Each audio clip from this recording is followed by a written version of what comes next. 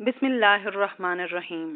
معزز ناظرین، آج کے ہمارے اسلام کے جانباز حضرت عبداللہ بن حذافہ ہیں۔ معزز ناظرین، فارس کے بادشاہ کسریٰ سے حضرت عبداللہ بن حذافہ کی مٹ بھیڑ 6 ہجری کو ہوئی، جب نبی کریم صلی اللہ علیہ وسلم نے اجمی بادشاہوں کو اسلام کا پیغام پہنچانے کی خاطر خطوط دے کر صحابہ کرام کو وفود کی شکل میں مختلف ممالک کی طرف بھیجا۔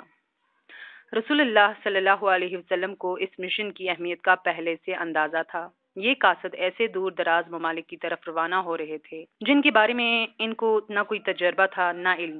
صحابہ کرام نہ تو ان ممالک کی زبان سے آشنا تھے اور نہ آداب شاہی اور مزاج شاہانہ کے۔ مہم بذات خود بہت خطرناک تھی۔ اس کے معنی تھے کہ اس مہم پر جانے والا ہتھیلی پر جان رکھ کر جائے اور جب کامیابی سے لوٹ آئے تو یوں سمجھے جیسے اس نے نیا جنم لیا ہو۔ اس مشن کے لیے حضرت عبداللہ بن حذافہ رضی اللہ تعالیٰ عنہ کو منتخب کیا گیا۔ حضرت عبداللہ بن حذافہ رضی اللہ تعالیٰ عنہ نے اپنی سواری تیار کی، بیوی بچوں کو الوداع کہا اور تنہا صحراؤں اور میدانوں کو طے کرتے ہوئے سرزمین فارس میں پہنچے۔ بادشاہ سے ملاقات کی اجازت طلب کی اور درباریوں کو مکتوب گرامی کی اہمیت سے آگاہ کیا۔ اس مرحلہ پر شاہ ایران نے ان کی آمد کی خبر سن کر شاہی دربار کو آراستہ کرنے کا حکم دے دیا۔ اس اہتمام کے بعد حضرت عبداللہ بن حذافہ کو دربار میں آنے کی اجازت دی۔ حضرت عبداللہ بن حذافہ رضی اللہ تعالیٰ عنہ شاہ ایران کے دربار میں اس کیفیت سے در آئے کہ انہوں نے ایک معمولی چادر زیب تن کر رکھی تھی جس سے عربوں کی سادگی صاف طور پر جھلک رہی تھی۔ آپ کا سر بڑا اور جسم گھٹا ہوا تھا۔ اسلام کی عزت و وقار کے شعلے دل میں بھڑک رہے تھے اور اسی طرح ایمان کی عظمت و بلندی دل کی گہرائیوں میں دمک رہی تھی۔ اور کسریٰ نے جب انہیں اپنی طرف آتے ہوئے دیکھا تو حاشیہ نشینوں میں سے ایک کو اشارہ کیا کہ وہ ان سے خط پکڑے۔ ایوان میں سے ایک شخص نے آگے بڑھ کر جب ان سے خط لینا چاہا تو آپ نے فرمایا، یہ نہیں ہو سکتا۔ رسول اللہ صلی اللہ علیہ وسلم نے مجھے حکم دیا ہے کہ میں یہ خط براہ راست کسریٰ کے ہاتھوں میں تھما دوں۔ میں رسول اللہ صلی اللہ علیہ وسلم کی حکم عدولی کی جرات ہرگز نہیں کر سکتا۔ یہ دیکھ کر کسریٰ نے حکم دیا، اسے چھوڑ دو اور میرے پاس آنے دو۔ جب حضرت عبداللہ بن حذافہ رضی اللہ تعالیٰ عنہ کسریٰ کے قریب آئے تو اس نے آپ کے ہاتھ سے خط وصول کیا اور اہل ہرا کے عربی ترجمان سے کہا کہ اس خط کو کھولے اور اس کے مندرجات پڑھ کر مجھے سنائے۔ مکتوب گرامی کا آغاز ان الفاظ سے ہوا تھا، بسم اللہ الرحمن الرحیم۔ اللہ کے نام سے شروع کرتا ہوں جو بڑا مہربان اور نہایت رحم کرنے والا ہے۔ یہ پیغام محمد صلی اللہ علیہ وسلم اللہ تعالیٰ کے رسول کی جانب سے عظیم فارس کسریٰ کے نام ہے۔ سلامتی کا استحقاق اس کو ہے جو ہدایت کی راہ پر چلا۔ کسریٰ نے ابھی خط کے یہ ابتدائی الفاظ ہی سنے تھے کہ اس کے سینے میں غیظ و غضب کی آگ بھڑک اٹھی، چہرہ سرخ ہو گیا اور گردن کی رگیں پھول گئیں، کیونکہ رسول اللہ صلی اللہ علیہ وسلم نے خط میں اپنا نام پہلے لکھا تھا اور اس کا بعد میں کسریٰ نے مغلوب الغضب ہو کر خط چھین لیا اور اسے پرزے پرزے کر دیا اور بغیر یہ جانے کہ خط میں کیا لکھا ہے چیخ کر یوں گویا ہوا کہ میرا غلام ہو کر اسے یہ جرت کیسے ہوئی مجھے اس طرح مخاطب کرے۔ پھر حکم دیا کہ حضرت عبداللہ بن حذافہ رضی اللہ تعالیٰ عنہ کو میرے دربار سے نکال باہر کیا جائے۔ چنانچہ ان کو دربار سے نکال دیا گیا۔ حضرت عبداللہ بن حذافہ رضی اللہ تعالیٰ عنہ ایوان کسریٰ سے نکل کر چل دیے اور جب سفر مکمل ہونے کے بعد حضرت عبداللہ بن حذافہ رضی اللہ تعالیٰ عنہ نبی کریم صلی اللہ علیہ وسلم کی خدمت اقدس میں حاضر ہوئے اور بتایا کہ اس نے آپ کی گرامہ نامی کو پھاڑ کر پھینک دیا۔ اس پر آپ نے فرمایا، اللہ تعالیٰ اس کی قبائے اقتدار کے پرزے اڑا دے۔ ادھر کسریٰ نے یمن میں اپنے نائب بازان نامی جرنیل کو حکم دیا کہ حجاز میں جس شخص نے نبوت کا اعلان کیا ہے اسے گرفتار کرنے کے لیے فوری اپنے ہاتھ سے 2 آدمی روانہ کرے جو اسے پکڑ کر میرے دربار میں پیش کریں۔ بازان نے رسول اللہ صلی اللہ علیہ وسلم کی گرفتاری کے لیے اپنے 2 مضبوط جرنیل ایک خط دے کر مدینہ منورہ روانہ کر دیے۔ اس خط میں لکھا تھا کہ خط دیکھتے ہی بلا تاخیر ان کے ہمراہ کسریٰ کے دربار میں پہنچ جائیں۔ انہیں یہ بھی تاکید کی گئی کہ اس شخص کا پوری طرح کھوج لگائیں اور اس کے بارے میں پوری معلومات حاصل کریں۔ یہ دونوں شخص تیزی سے سفر کرتے ہوئے پہلے طائف پہنچے۔ قریش کے چند تاجروں سے ان کی ملاقات ہوئی۔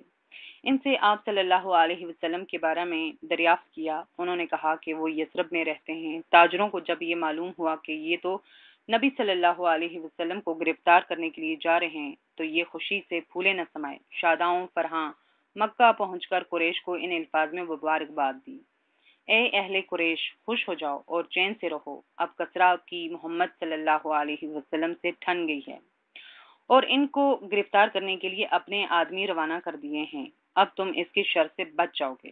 بازان کے ان دونوں نمائندہ نے مدینہ منورہ کا رخ کیا۔ وہاں پہنچ کر نبی علیہ الصلوۃ والسلام سے ملاقات کی اور بازان کا خط آپ کو پہنچایا اور کہا کہ شہنشاہ کسریٰ نے ہمارے بادشاہ بازان کو حکم دیا ہے کہ وہ آپ کو پکڑ کر اس کے دربار میں پیش کرتے۔ رسول اللہ صلی اللہ علیہ وسلم ان کی یہ بچکانہ باتیں سن کر مسکرائے اور فرمایا کہ آج تم اپنی قیام گاہ میں آرام کرو، کل دیکھا جائے گا۔ جب دوسرے دن یہ نبی صلی اللہ علیہ وسلم کے پاس آئے اور پوچھا، کیا آپ کسریٰ کے دربار میں پیش ہونے کے لیے آمادہ ہیں؟ اس کے جواب میں نبی صلی اللہ علیہ وسلم نے ارشاد فرمایا، کون کسریٰ؟ سن رکھو کہ آج کے بعد تم اس کا چہرہ کبھی نہ دیکھ پاؤ گے۔ اللہ تعالیٰ نے اسے ہلاک کر دیا ہے اور اس کا بیٹا اس کو قتل کر کے خود سلطنت پر قابض ہو گیا ہے۔ ان دونوں کا اس خبر کا سننا تھا کہ حیران اور ششدر رہ گئے اور خوف و دہشت کے ملے جلے جذبات سے آپ صلی اللہ علیہ وسلم کی طرف دیکھنے لگے اور کہنے لگے، جو کچھ آپ کہہ رہے ہیں کیا اس کا آپ کو یقینی علم ہے؟ آپ نے ارشاد فرمایا، ہاں یہ سچ ہے، اس کے ساتھ ساتھ یہ بھی اسے بتا دینا کہ دین اسلام کا دائرہ کسریٰ کی سلطنت تک پھیل جائے گا۔ تم اگر اسلام قبول کر لو تو ہم وہ سبھی کچھ تمہارے حوالے کر دیں گے جو اب تمہارے پاس ہے، گویا اس صورت میں تمہاری موجودہ حکمرانی اپنی قوم پر بدستور قائم رہے گی۔ یہ دونوں نمائندے رسول اللہ صلی اللہ علیہ وسلم سے رخصت ہو کر بازان کے پاس پہنچے اور اسے یہ خبر سنائی۔ اس نے سن کر کہا، حضرت محمد صلی اللہ علیہ وسلم کی یہ بات اگر سچ ثابت ہوئی پھر ان کے نبی ہونے میں کوئی شبہ نہیں، لیکن اگر یہ بات صحیح ثابت نہ ہوئی تو پھر ہم ان کے متعلق جو رائے قائم کریں گے وہ تم دیکھ لو گے۔ ابھی زیادہ عرصہ نہ گزرا تھا کہ بازان کو کسریٰ کے بیٹے شرویہ کا یہ خط موصول ہوا، جس میں یہ تحریر تھا، میں نے کسریٰ کو مار ڈالا ہے اور مارا بھی اس لیے تھا کہ اپنی قوم کا انتقام لے سکوں۔ اس نے اپنے عہد اقتدار میں میری قوم کے شرفاء کو قتل عام شروع کیا تھا۔ یہی نہیں، اس نے ان کی عورتوں کی بے حرمتی بھی کی اور اس کے مال و دولت کو غصب بھی کیا۔ میرا یہ خط جب تمہارے پاس پہنچے تو تم میری حلقہ بگوشی کرنا۔ بازان نے شرویہ کا خط جب پڑھا تو خط کو ایک طرف پھینک دیا اور اسلام کا حلقہ بگوش ہو گیا، اور اس کے ساتھ بلاد یمن کے تمام فارسی نسل باشندے بھی مسلمان ہو گئے۔ یہ تو حضرت عبداللہ بن حذافہ رضی اللہ تعالیٰ عنہ کی فارس کے بادشاہ کسریٰ کے ساتھ ملاقات کی دلچسپ داستان ہوئی۔ کیسر روم کے ساتھ ان کی ملاقات کی تفصیلات کیا ہیں؟ معزز ناظرین، کیسر کے ساتھ آپ کی ملاقات کا واقعہ حضرت عمر بن خطاب رضی اللہ تعالیٰ عنہ کے دور خلافت میں پیش آیا۔ یہ بھی ایک عجیب و غریب داستان ہے۔ 19 ہجری میں حضرت عمر بن خطاب رضی اللہ تعالیٰ عنہ نے جنگ کے لیے مجاہدین اسلام کا ایک لشکر روانہ کیا، جس میں حضرت عبداللہ بن حذافہ رضی اللہ تعالیٰ عنہ بھی شریک تھے۔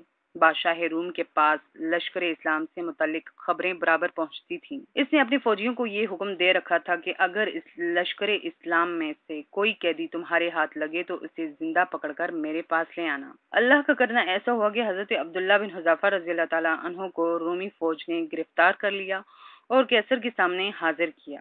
اسے یہ بتایا کہ ہم ایسے شخص کو گرفتار کر کے لائے ہیں جو محمد صلی اللہ علیہ وسلم کے ان ساتھیوں میں سے ہے جنہوں نے سب سے پہلے دعوت اسلام کو قبول کیا۔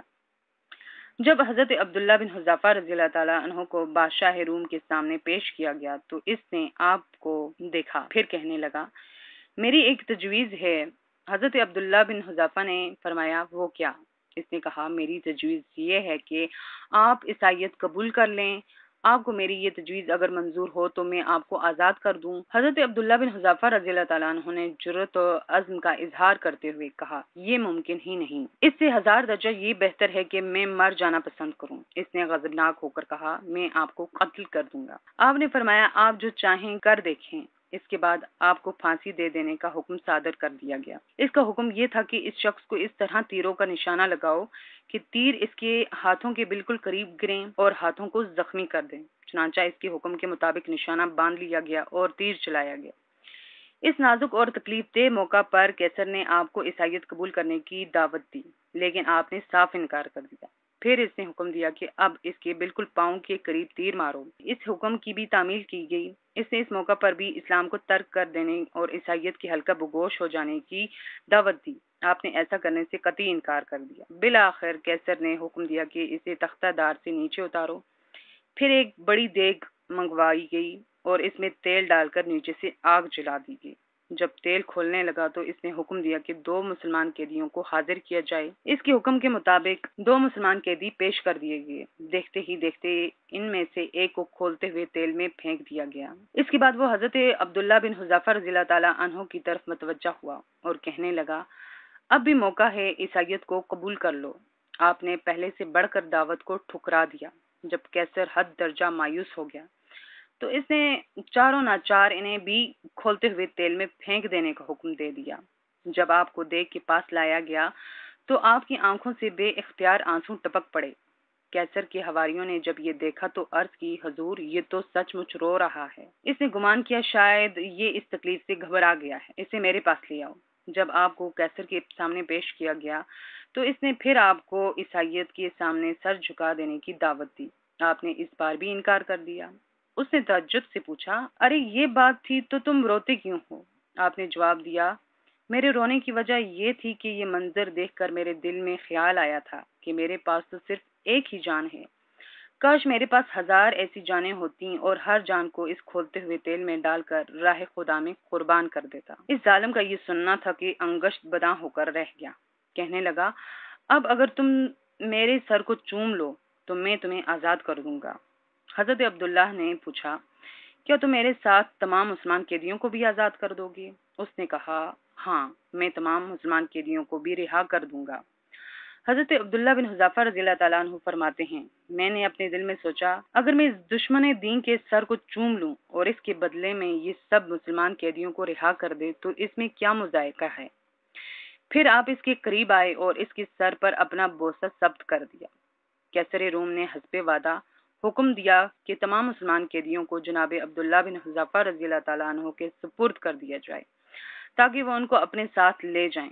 رہائی پا کر حضرت عبداللہ بن حذافہ رضی اللہ تعالیٰ عنہ سیدھے حضرت عمر بن خطاب رضی اللہ تعالیٰ عنہ کی خدمت میں حاضر ہوئے اور آپ کو یہ سارا ماجرا تفصیل سے کہہ سنایا۔ حضرت فاروق اعظم نے انتہائی مسرت کا اظہار فرمایا اور کہنے لگے کہ ہر مسلمان پر لازم ہے کہ وہ آگے بڑھ کر عبداللہ بن حذافہ رضی اللہ تعالیٰ عنہ کے سر کو چوم لے اور لو، میں سب سے پہلے ان کے سر پر بوسہ دیتا ہوں۔